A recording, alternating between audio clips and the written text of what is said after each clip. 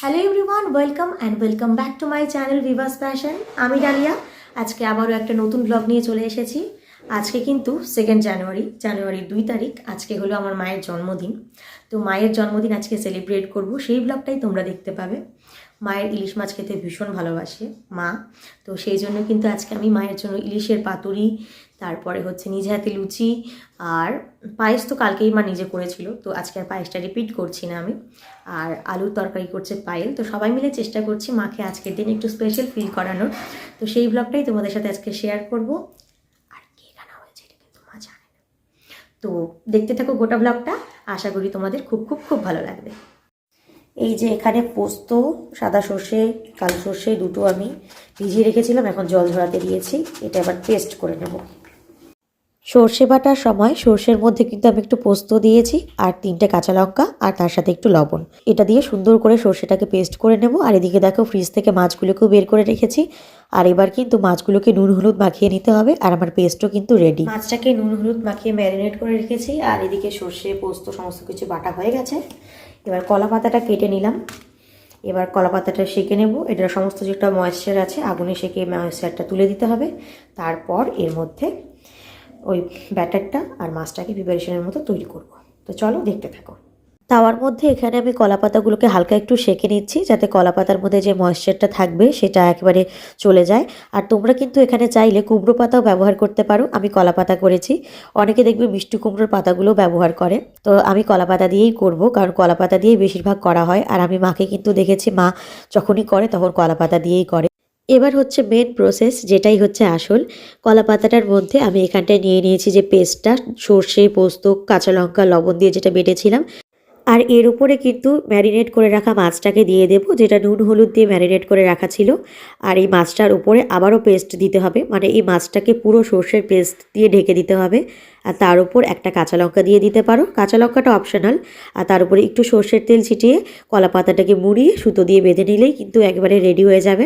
এরপর শুধু এটাকে একটু সামান্য তেলে ভেজে ভাপিয়ে নেওয়ার পালা। তো দেখতে থাকো গোটা প্রসেসটা, আশা করি তোমাদের সকলের খুব ভালো লাগবে।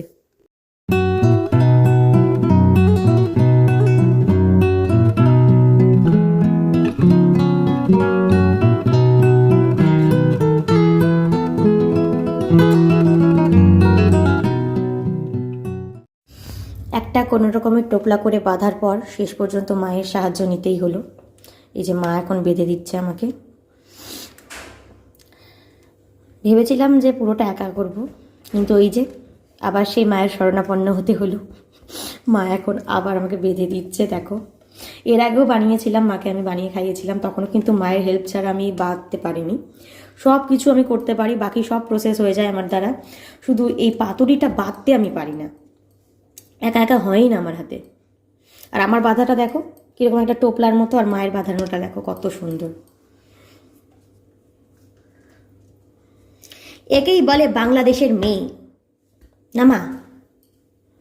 আমার মায়ের পূর্ব বাড়ি কিন্তু বাংলাদেশে। জায়গাটার নাম বলে দাও তোমার, কোথায় বাংলাদেশে? সেতাবগঞ্জ। আমার অনেক অডিয়েন্স আছে যারা বাংলাদেশ থেকে দেখছে। তোমরা তো দেখতেই পেলে, শেষ পর্যন্ত মায়ের হেল্প নিতেই হলো। মা আমাকে হেল্প করছে সমস্ত মাছগুলোকে সুন্দর করে সুতো দিয়ে বেঁধে দিতে। এবার একটা কড়াতে সামান্য একটু সর্ষের তেল দিয়ে নেব, মানে যে পরিমাণে মাছ আছে সেই তুলনায় কিন্তু একটু কমই দিতে হবে। আর কলা পাতায় মোড়ানো এই মাছগুলোকে সুন্দর করে সর্ষের তেলে একটু এপিট ওপিট ভেজে নিতে হবে। ভাজা বলতে সেরকম মুচমুচে ভাজা না, মানে একটু তেলের মধ্যে সেঁকে নেওয়া আর কি। আর তারপরে যখন এই মাছগুলো ভাজা হয়ে যাবে তখন এগুলোকে তুলে রাখতে হবে একটা তোমরা স্টিলের টিফিন বক্সে। আমি দেখিয়ে দেবো টিফিন বক্সটা। তো মোটামুটি এরকম সাইজের একটা টিফিন বক্সে মাছগুলো মানে ভরিয়ে রাখবে। আর তোমাদের মাছ যেরকম হবে সেরকম অনুযায়ী কিন্তু বক্সে ভরতে হবে। আর আরেকটা কড়াতে জল ফুটতে দিতে হবে, তার উপরে এই স্ট্যান্ডগুলো যে পাওয়া যায়, এই স্টিলের বাসন রাখা স্ট্যান্ডগুলো রেখে তার উপর টিফিন বক্সটা রেখে দেবে। আর এখানে কিন্তু আমি দেখো আরও জল অ্যাড করছি। আর জলের লেভেলটা দেখে নাও, মানে টিফিন বক্সটা হাফ যাতে জলের তলায় থাকে সেই অবস্থায় রেখে এটাকে মিডিয়াম লো আছে ঢাকা দিয়ে 20 মিনিট সেদ্ধ করলেই হয়ে যাবে একেবারে ইলিশ ভাপা রেডি। এখানে লুচি বেলা হয়ে গেছে, এই লুচিগুলো এখন ভাজবো আমি। আর এদিকে পায়েল করবে হচ্ছে আলুর একটা কষা কষা তরকারি, যাতে লুচির সাথে খাওয়া যায়। এটা পায়েল বানিয়ে দেবে আজকে। আর মায়ের পাতুরি কিন্তু হয়ে গেছে। কড়াটা গরম হচ্ছে এটা। আর পাতুরিটা দেখাই তোমাদেরকে, এই দেখো মায়ের ইলিশের পাতুরি একদম রেডি। আমার কাজ কিন্তু প্রায় কমপ্লিট, এবার শুধু লুচি ভাজতে হবে আর আলুর তরকারিটা কিন্তু পায়েল করবে। আর এখানে কিন্তু আমি গরম গরম লুচি ভাজতে বসিয়ে দিয়েছি। আর দেখো লুচিটা কিন্তু ভীষণ সুন্দর ফুলেছে, আর প্রত্যেকটা লুচি খুব সুন্দর ফুলেছিল। আর যেহেতু ময়দা আটা দুটো মিশিয়ে করেছি তাই কিন্তু খেতেও খুব টেস্টি হয়েছিল। তো লুচি ভাজা হয়ে গেলে, বাকি সমস্ত কিছু রান্না হয়ে গেলে আমরা কেক কাটিং করব। তো সেটা দেখার জন্য গোটা ব্লগটা স্কিপ না করে শেষ পর্যন্ত দেখো, আশা করি তোমাদের সকলের খুব ভালো লাগবে। আর আমি কিন্তু এখানে সাদা তেলে মানে ভেজিটেবল অয়েলে লুচিটা ভাজছি, আর দেখো কত সুন্দর ফুলেছে, দেখে তো আমার ভীষণ ভালো লেগেছে। আর জন্মদিনে কিন্তু আমরা বিশেষ কাউকে বলিনি, শুধু মামি, তারপরে বৌদির মা এসেছিল, মানে সেই মামি, দুই মামি এসেছিল, তারপরে অলি, ঐশী, বিহান আর আমরা বাড়ির কয়েকজন, এই কয়েকজন মিলেই মায়ের বার্থডেটা সেলিব্রেট করছি। আর এবার কিন্তু মায়ের 58তম জন্মদিন, মানে মায়ের 58 ইয়ার হয়ে গেল বয়স। আর এবার দেখো আমার হাজব্যান্ড কেক নিয়ে এসেছে মায়ের জন্য, কত সুন্দর কেকটা এনেছে, কি সুন্দর বাটারফ্লাই দেওয়া আছে, আমার তো বেশ পছন্দ হয়েছে। Happy birthday to you, happy birthday to you, happy birthday to dear মা, happy birthday to you. White cake খাবো।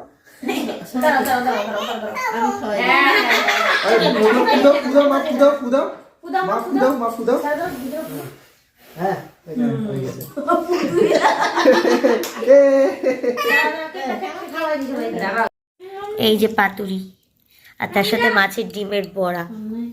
মা পাতুরিটা কেমন হয়েছে? কি মুখে বলো, ভালো হয়েছে সত্যি?